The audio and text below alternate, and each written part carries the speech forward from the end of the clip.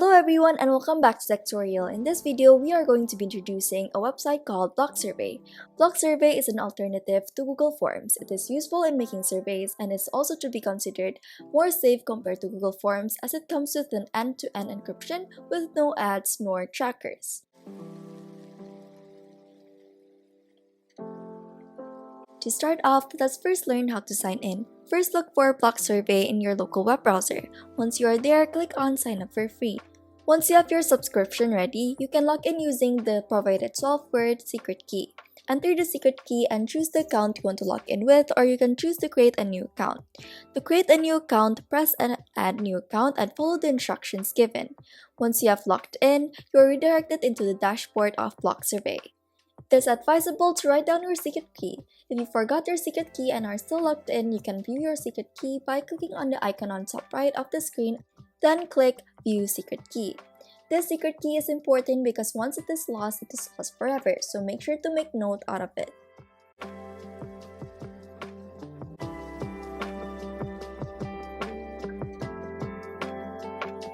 Now that we have learned how to create an account, let us begin on making the Blocksurvey. To create your first ever survey, click on the plus button on the bottom right. Click on that and then click Create from Scratch. Once redirected to a page, you will see a number of things to do on the left side of the screen, including title, description, welcome screen, add questions, and etc. First of all, name your survey by putting aside the title and also the description. Don't worry too much about this as it won't show in the actual survey. In Blocksurvey, there are two kinds of titles, one for public and one for private. Public titles are used as information when shared. This applies for description too. Private titles, on the other hand, are for your own use when accessing the file on your dashboard. Once you have named your title and put in your description, you can add a welcome screen. Here you can add welcoming words or instructions. You can also change the button text into anything and change it wherever you want it positioned.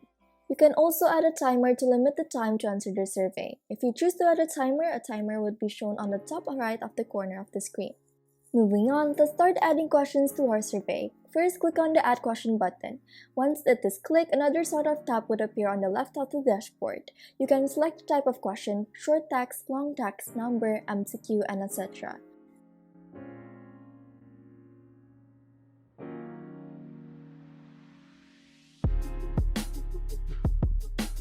To add a short text, add the question to the text box provided.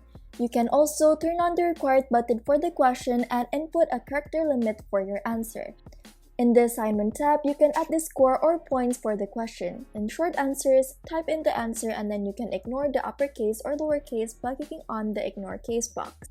Make sure to not forget to type down the score you want to assign this question to. Once you're done with the question, you can preview the question on the left-hand side. Next, let us move on into MCQ or single. First of all, type in the question and answer option in the text box provided. You can add options. If you don't have a lot of options, you can choose to add bulk choice, which allows you to put in as many options as you want easily by letting you type it all in one text box. Other than using text, you can also insert images as an option for answers too. Again, you can also activate the required option. With MCQ, you can add other options which allows users to type. In the Assignment tab, you can add score or points for the questions. Just find the correct options and then type down the score you want to assign to this question. Once you're done with the question, you can preview the question on the left-hand side. Other question options include contact information and scales. In Blocksurvey, users are enabled to add different types of questions such as long text, number, choose multiple, drop-down single, and drop-down multiple. Now let's first break down what each of them means. Long text works exactly like short text but with a longer text box to write in. Number only allows respondents to type in numbers. Choose multiple is basically the same as MCQ but you can select multiple options. Drop-down single is when you put in the options inside a drop-down box and choose one of the options from the drop-down list. For drop-down multiple, it is like drop-down single but then you can select multiple options before going on to the next question. Blocksurvey also provides scales. It is a rating system and it comes in 3 different types such as rating, ranking, and opinion scale. In rating scale, it basically asks the respondents a question and asks them to rate it from a scale of 1 to 10. And the shape of the rating can also be changed into various different shapes. Next is ranking. Ranking is pretty self-explanatory. The respondents would choose to rank the options from first to last. Lastly, opinion scale. Opinion scale is basically a scale where you ask the respondent a question and they rank it from the least to most. The least amount of scale is 3 while the most is 10. Another feature that Blocksurvey provides is contact. Contacts are basically a text box for respondents to put in their information. The type of contact informations are email, website, phone number, and country. Next, let us take a look at other options. Here, options can be shuffled for questions like MCQ or drop-down. This may be effective for tests and etc.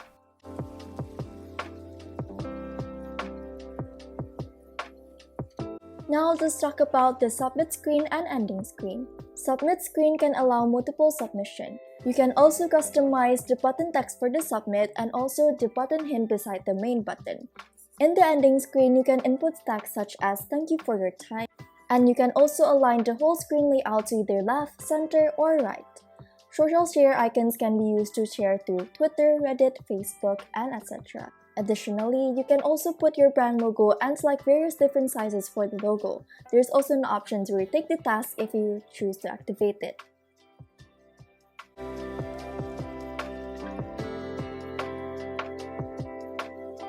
Now let's discuss about the designs you can do in Blocksurvey. Views, fonts, and messages. Views are basically how the questions would be given to the participants. There are different types of views. You can view the question one at a time, or you can also view it in a classic manner, which is everything in one, or conversational, basically a chat with a robot. Don't forget that you can also hide footer, which includes the progress bar and navigation. You can also disable keyboard navigation by using page up and page down arrows. Next, let us talk about messages. Basically the text in the textbook before you input anything. You can also change it for different types of questions like short text, long text, and etc. Also, you can change the language from English to any of the following languages. The first one is German, second is Spanish, third is Portuguese, and fourth is French.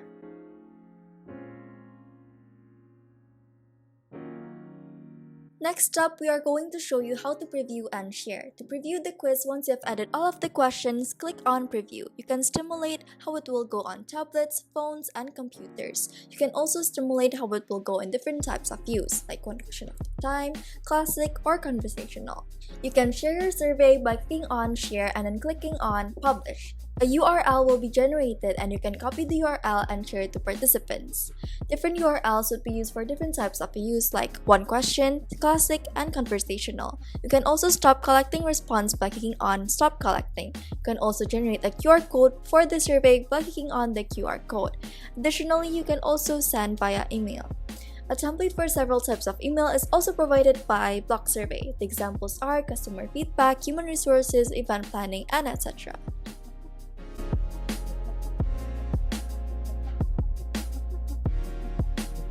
Now we're going to be talking about response and analytics. Responses can be seen from the response tab and you can see it either all responses or individually. You are also able to download the reports of the responses. From the individual response, you can see the completion time of each participant. Total score can also be seen along with the responses of the certain individual. However, you cannot see who is responding because it is anonymously submitted. In analytics, you can see the average time of completion. You can also see the date of response and also the graph of response for MCQs.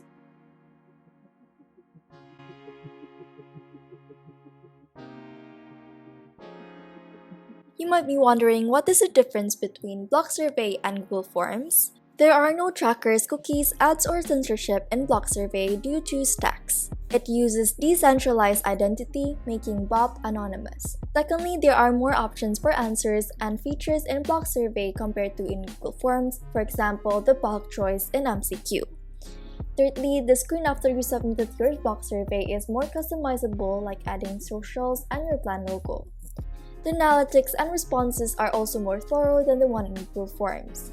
For example, in Google Forms, they have no completion time, while in Blocksurvey, they have it. Google Forms has limitations such as the text can only be up to 500 kilobytes and the images can only be up to 2 megabytes.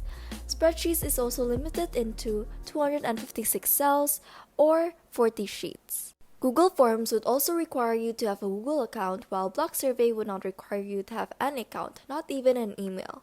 Google Forms are also limited in customization options, while Blocksurvey has lots of options like linking questions to other questions and etc.